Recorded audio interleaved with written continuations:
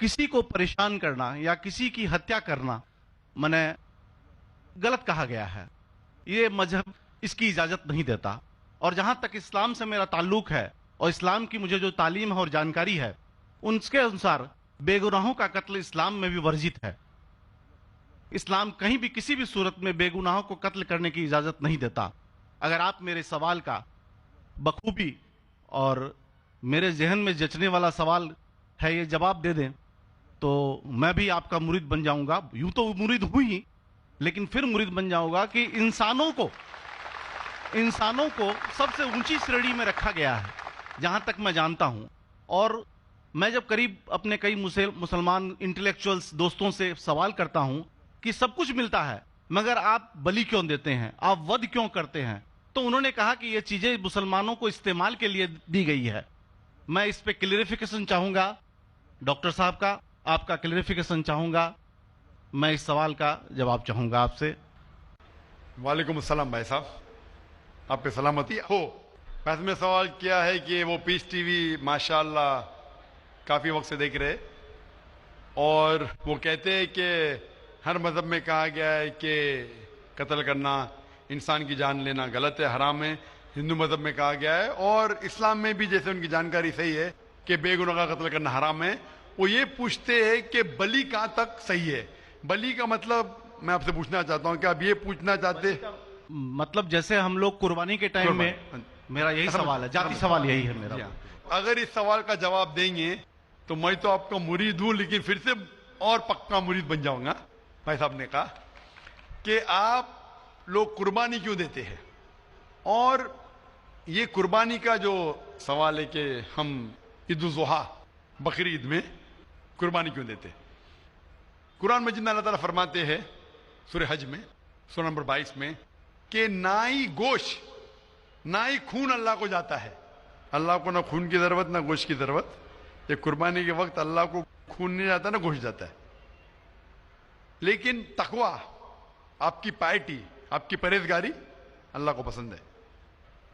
आप अगर देखेंगे कि ईद उल जुहा के बारे में क्यों हम कुर्बानी करते हैं, और वाकया जानेंगे इब्राहिम अलैहिस्सलाम का, कि इब्राहिम अलैहिस्सलाम को अल्लाह सुब्हाना व तआला ने, उस वक्त बुत परस्ती बहुत आम थी, बुत परस्ती बहुत आम थी, और कुर्बानी इंसानों की बहुत आम थी, और हिंदुस्तान में भी आम है। आज भी हिंदुस्तान में कई दिगर मज़ाहिब में लड़कियों की कुर्बानी दी जाती है, बच्चों की बलि दी जाती है। क्या आप छोटे बच्चे का कत्ल करो, औरत का कत्ल करो, बलि दे जाओ और भगवान खुश हो जाएंगे। कई जगह अल्हम्दुलिल्लाह मुसलमान में नहीं है। तो उस वक्त इब्राहिम अलैहिस्सलाम को अल्लाह ने पूछा कि आपको सबसे ज्यादा अजीज इस दुनिया में क्या चीज है, तो उन्होंने कहा कि मेरा बेटा। तो उन्होंने पूछा कि आप अपने बेटे की कुर्बानी दे सकते, अपने पैगंबर इब्राहिम अलैहिस्सलाम तो बेटी कुर्बानी दे सकते। तो वो चौंक गए, और अल्लाह के पैगंबर थे, उन्होंने ना कि बेटे से कहा, बेटे ने कहा बेशक अल्लाह के लिए आप मेरी कुर्बानी दे सकते, आप अपने आंख पे पट्टी मारना। जैसा अल्लाह ताला फरमाते, इस दुनिया में अल्लाह ताला हमारा इम्तिहान ले रहे, तो अल्लाह ताला इम्तिहान ले रहे अपने पैगंबर इब्राहिम अलैहिस्सलाम का। अल्लाह ताला ये भी जानते कि इब्राहिम अलैहिस्सलाम जवाब क्या देंगे। तो इब्राहिम अलैहिस्सलाम अपने आंख पे पट्टी मारते, और जिस तरीके से हुक्म आता है अपने बेटे की कुर्बानी देने जाते, उस वक्त ही एक भेड़, गोट या शीप आ जाता है और उस शीप की कुर्बानी हो जाती है। तो उस चीज को याद रखने के लिए आज भी मुसलमान बकरीद के टाइम पे, ईद उल जुहा के वक्त जानवर की कुर्बानी देते। ये याद दिलाने के लिए हमें, क्योंकि ये अल्लाह सुब्हानहू व तआला की तरफ से अपने आखिरी पैगंबर मोहम्मद सल्लल्लाहु अलैहि वसल्लम ने कहा, उसकी बात मानते।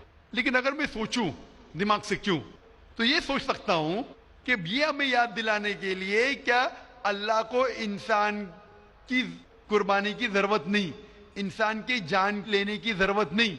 तो जो आज दुनिया भर में आज भी हो रहा है कि बच्चों को कत्ल किया जा रहा है, औरतों का कत्ल किया जा रहा है, बलि पे चढ़ाया जा रहा है, ये बिल्कुल गलत है। और दोनों में आप देखेंगे फर्क।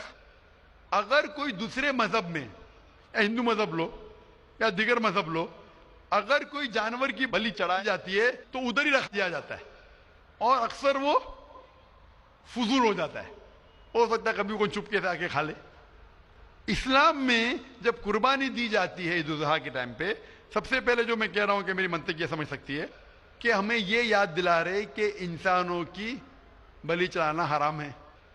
اور جب ہم یاد دلاتے اور جب بکرا کاٹتے یا جو بھی کاٹتے جانور، اس وقت جب ہم کاٹتے ہم اللہ کا نام لے کے کاٹتے، اور جو بھی جانور کی قربانی دیتے اس کے 3 حصے کر سکتے. ایک حصہ ہم خود رکھ سکتے، خود کے استعمال میں لا سکتے، 1/3 حصہ. دوسرا حصہ ہمیں ہمارے رشتے دار میں بانٹنا چاہیے، اور تیسرا حصہ غریبوں میں بانٹنا چاہیے. جب قربانی دے رہے ہم اس جانور کا استعمال کر رہے. جانور کھانا الاؤڈ ہے کیا نہیں وہ ایک الگ بحث ہے، جس کے اوپر آپ پوچھے تو وہ جواب الگ ہے کہ جانور کھانا صحیح ہے کیا غلط ہے، وہ ایک الگ ڈیبیٹ ہے جو ہم ابھی نہیں. اگر آپ پوچھنا چاہیں تو اگلا سوال پوچھ سکتے.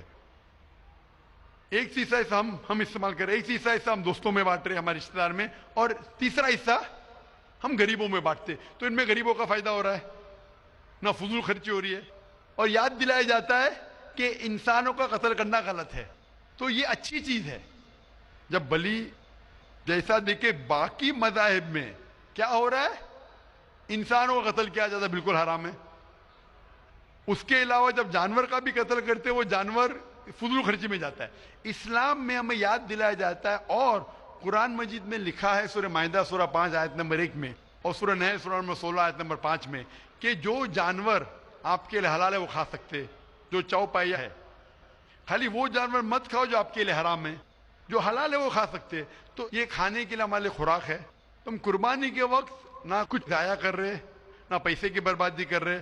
ہمیں یاد دلایا جاتا ہے کہ نہ خدا کو گوشت جاتا ہے، نہ خدا کو خون جاتا ہے، خدا کو تقویٰ جاتا ہے. ہمارا تقویٰ، ہم کتنے پرہیزگار ہیں. اور ساتھ ساتھ اس کا استعمال ہوتا ہے. 1/3 حصہ میں کھاتا ہوں، رشتہ داروں میں بانٹتا ہوں، اور آخری 1/3 حصہ میں بانٹتا ہوں غریبوں میں. تو اس سے فائدہ ہوتا ہے. تو اس میں کیا غلط ہے؟ بنسبت دوسرے مذاہب میں آپ دیکھیں گے اس میں نقصان ہی نقصان ہے. انسان کا قتل ہو رہا ہے، اور جانور کو بھی اگر بلی چڑھائی جاتی ہے تو فضول خرچی ہوتی ہے. بنسبت اسلام میں بقرعید کے اندر فائدہ ہی فائدہ ہے.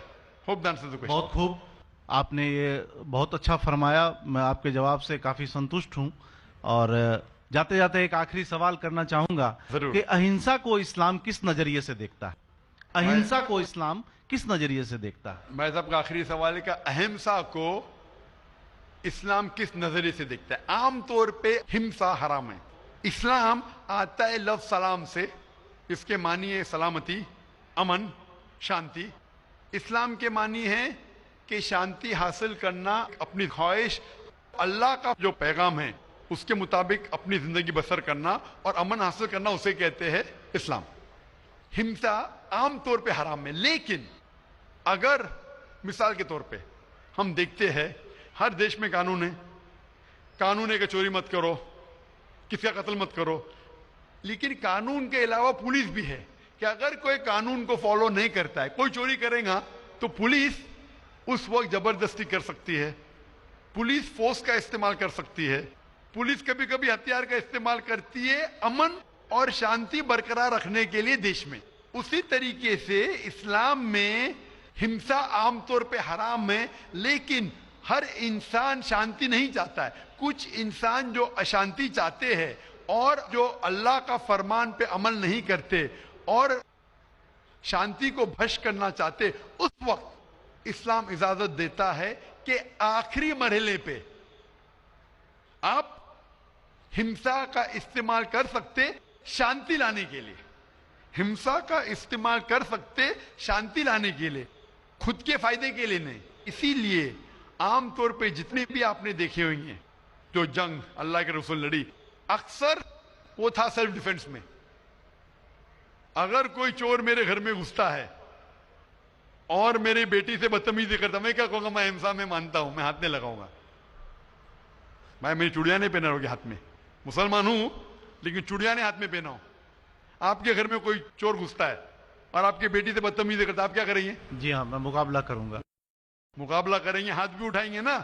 اس طریقے سے ہمسا کا استعمال आखिरी मरहले पे अगर दूसरा कोई चारा नहीं है तो इस्तेमाल किया जा सकता है हक के लिए, ना हक के लिए नहीं।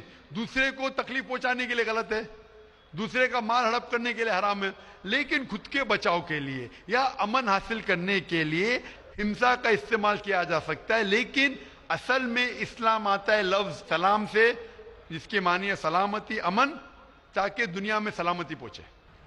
बहुत खूब, बहुत अच्छा लगा आपको सुन के। फिर एक बार मैं अब तहे दिल से आपका शुक्रिया अदा करना पूछना चाहूंगा। चाहता हूं कि आप खुदा हाफिज। एक खुदा में मानते हैं? मैं एकदम एक खुदा को नहीं, मैं अपने अंदर में बैठे ब्रह्म को मानता हूं। मेरी अपनी अलग सोच है। मैं किसी मंदिर में नहीं जाता हूं, ये बात नहीं है, जाता हूं, लेकिन मेरी अपने अंदर की आवाज है कि इंसानों की खिदमत करो, इंसानों की इज्जत करो और भटके हुए को राह बिल्कुल दिखाओ। सही, मेरा भी यही है। और मैं किसी इंसान में, हिंदू हो चाहे मुसलमान, मैं इस खुले मन से आगाज करता हूं। मैं किसी से भी भेदभाव न आज तक किया है, न कभी जिंदगी में करूंगा। मेरे लिए इंसान जो पैदा किया है वो ऊपर वाले ने, वो सभी एक हैं और बिल्कुल एक सही आपने रहेंगे। फरमाया कि इंसान की खिदमत करना चाहिए, इंसान की मदद करना चाहिए। लेकिन मैं ये पूछना चाहता हूं कि आप एक खुदा में मानते हैं, आपने कहा। मैं ये पूछना चाहता हूं, आपने तकरीर सुनी मेरी पीस टीवी पे, आप मानते हैं कि मोहम्मद सल्लल्लाहु अलैहि वसल्लम आखिरी पैगंबर है?